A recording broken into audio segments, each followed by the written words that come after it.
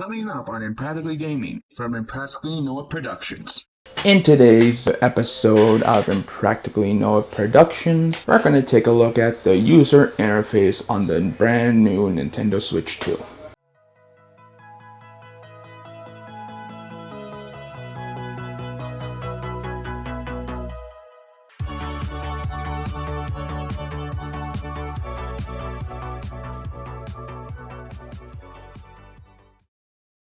Hi everyone, I'm ImpracticallyNoah, and yes, I have a Nintendo Switch 2.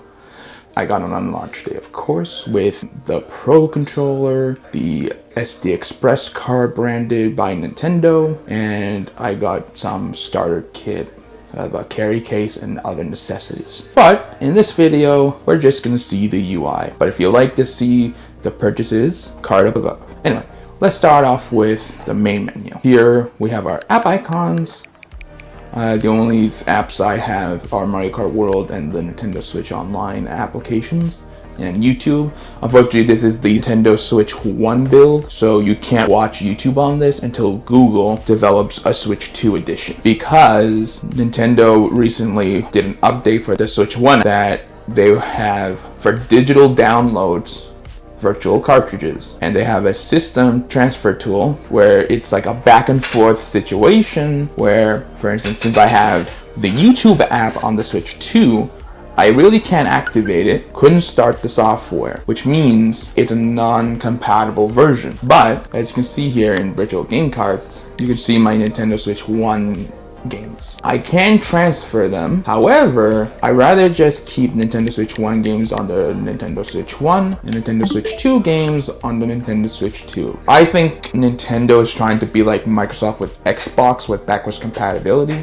Because back in the Nintendo Wii era, we had GameCube disc compatibility with the Wii, and then on the Wii U, the Wii discs. But when the Nintendo Switch came out, you started with a new ecosystem. This is the situation now. We have a Nintendo Switch 1 and a Nintendo Switch 2. You can put Nintendo Switch 1 cartridges in the Nintendo Switch 2, but it depends on the compatible game. Anyway, here, the app icons, of course, and the more apps. You can organize in groups, filter, reorder, recently played. I'll go by title. I usually do it by title just to get organized. On the upper right, you have your system time, your network indication, whether it be the Wi-Fi bars or an Ethernet cable. For both my Nintendo Switch 1 and Nintendo Switch 2, I have plugged in Ethernet cables. Unfortunately, I have the original Nintendo Switch 1 and doesn't have an Ethernet port, so I bought a Ugreen branded Ethernet port, which does work on the Nintendo Switch 1.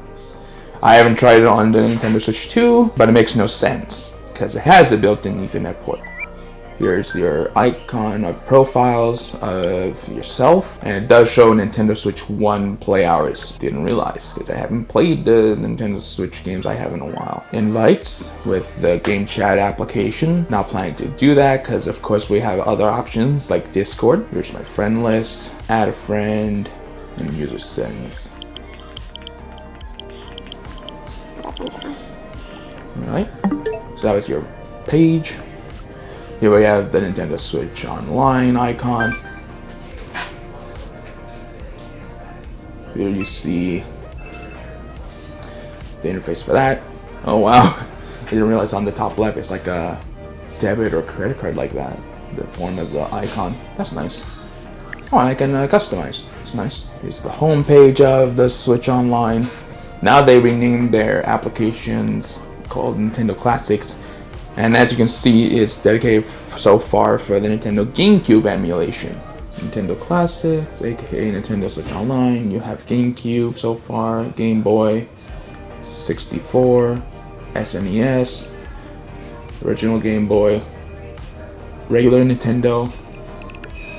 There is also Sega Genesis, but of course that's Sega brand. Mission and rewards, like icons and whatnot. Special offers. I don't have any of these and I don't care. Online play. So here you can see compatible games. Save data cloud. You don't need to see that. And expansion pack.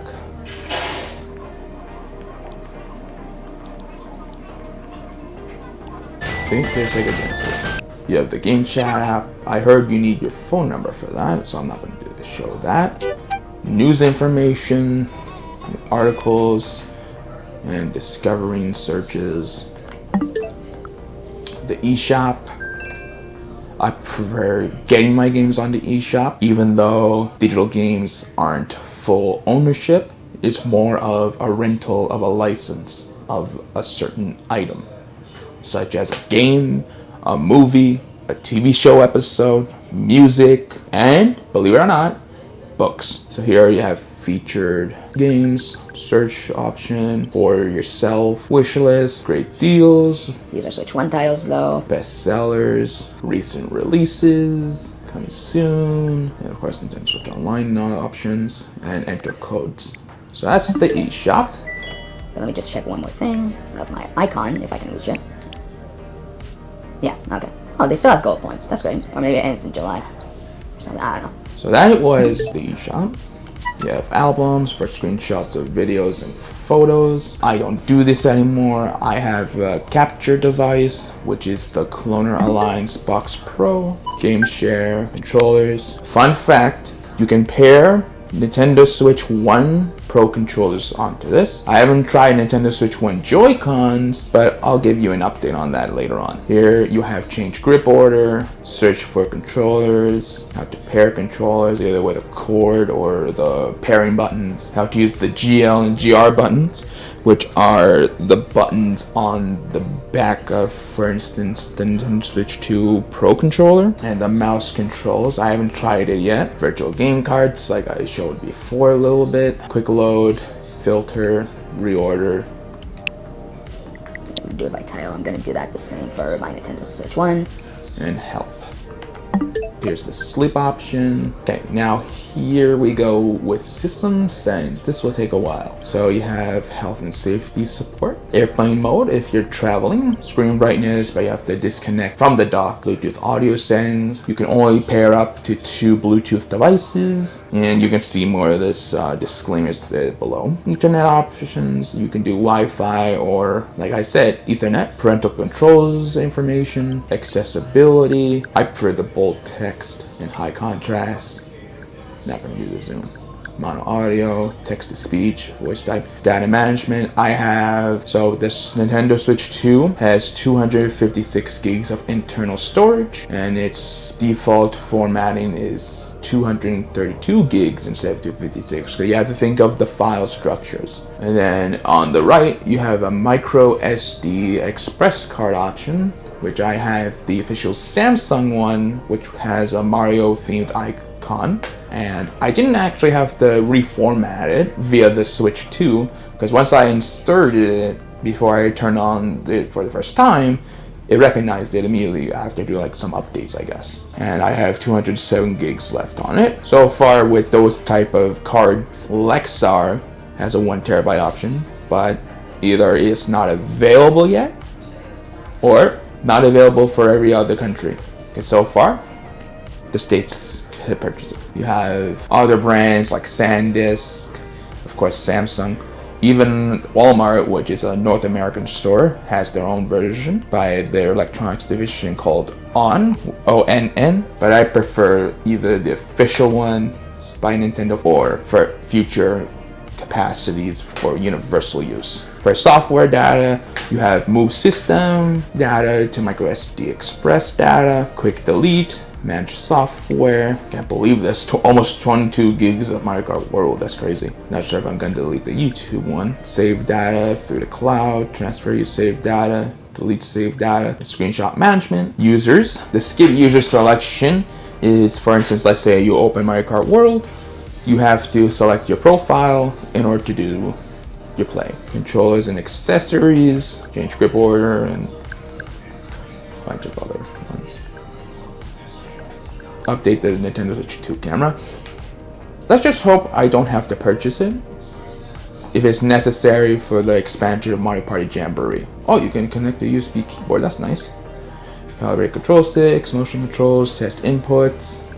Nintendo Switch 2 or Nintendo Switch 1 Pro controller wired communication, A and B swap and disconnect controllers, audio options, current output and input, audio output source, TV sound, system virtual sound, headphone virtual surround, mute when headphones disconnect, lower max of headphone volume, test output, I won't do that, input microphone, microphone noise suppression, microphone input volume, and test microphone, display. The Nintendo Switch 2 can do high dynamic range or HDR, which is a saturation, contrast, and brightness formatting for modern TVs. TV resolutions, you can go up to 4K docked at 60 Hz or 60 FPS. You also have 1440p, but mine is grayed out because my TV is a 2018/2019 TCL Roku TV, which can only do 4K 60 and no other option for 1440. But it can also do, of course, 1080p Full HD or 720p HD. So you don't have 480p like on the original Nintendo Switch. Dock output information. Fortunately, this TV does have HDR, but you can't really tell because this Cloner Alliance Box Pro can only handle up to full HD without HDR, so a standard dynamic range or SDR. The reason why it's showing 4K is because I have a U-Green HDMI switch connected to a U-Green HDMI splitter, which they both do up to 4K 60, but one of the outputs from the splitter goes into my TV's third HDMI input, and another one goes into the Cloner Alliance Box Pro, and a third one which goes into a ViewSonic portable monitor. And again, the Cloner Alliance can only support up to 1080p input, but actually the max is a 4K at 30 FPS input. So you can't really do 4K 60 pass through with it. But also my portable monitor could only go up to 1080p. RGB range, you have full unlimited, adjust the screen size, screen burn-in reduction, match TV power state, 120 Hz output for the main machine, auto low latency mode, HDR output for all software or compatible with software only or turned off, and adjust HDR. As you can see here, my TV is either doesn't support HDR or HDR support is turned off. Check TV settings. Mii's, which are your personal avatars, which I made a video on, which you can look up above.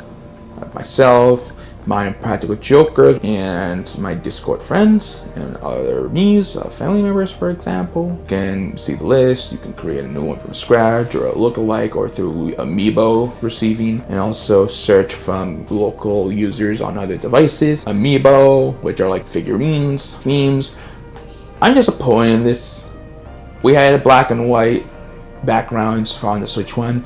We still have this on the Switch 2. Nintendo, give us more color options. I'm not mad. I just want to see more colors. Maybe blue or red, because red is your main theme. Notifications, sleep mode, system, like system updates, up to date with currently 20.1.1. Dock update, mine is up to date. System nickname, manual unlock after sleep mode, system lock, language, region, date and time, system battery percentage. This I like. Stop charging at around 90. So a smart battery is a battery management system. So if you don't know, on your mobile devices, like a laptop or a smartphone, the battery you can't just put in. There's a circuit board on them to control its management, such as how much battery percentage is fully charged, and prevents it from being in a bulging state before it gets more effective from going back and forth of charging your device. That's the best I can explain. You can Google it. Serial information, I'm gonna show that. There's share error information and data clearing options. And that's it. That's the user interface. But also one more thing, options, which you press the plus button on your controllers like this. You can see software information, software update via internet or local user share, manage software, and cloud information. You can do the same with the minus button. I will not do a screenshot button. Still trying to figure out the controls. I still need to do the GL and GR buttons. But that's it. That's the user interface on the Nintendo Switch 2. I hope you enjoyed this look into this new Nintendo product. Hope Nintendo brings us more fantastic games, maybe nice accessories, who knows. Anyway, thank you so much for watching this video. This is ImpracticallyNoah. saying goodbye and thanks for watching.